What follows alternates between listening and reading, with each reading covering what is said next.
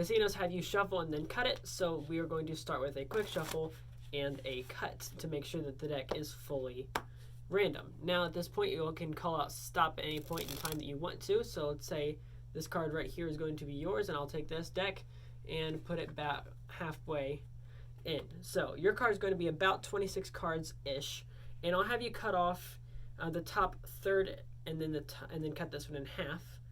That way, hopefully you cut one of these 3 piles to your card. That's the goal. Now I'm going to ask you on all 3 of these cards that you cut to, is this your card? And I need you to tell me no.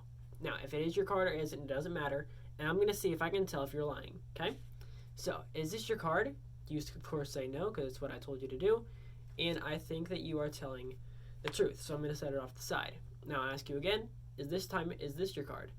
And you say no, and I think that you are telling the truth. I'll set that one off. And is this your card? You say no, and I think that you are telling the truth. So what I'm going to do is, now I'm going to ask you a question that can't be a true or false question, because clearly you're too good at these. So I'm going to ask you, give me a number from 5 to 10. Let's say you said 8, right? So let's go 1, 2, 3, 4, 5, 6, 7, and 8. Now, this is the 8th card that you chose. You can then tell me your card if you want to, or you can keep it a secret either way. And hopefully that means this card right here, the 8 of clubs, is your card. Now, clearly, I just want to say thank you for telling the truth on the 6 of hearts, 10 of spades, and 3 of clubs, all 3 times telling the truth.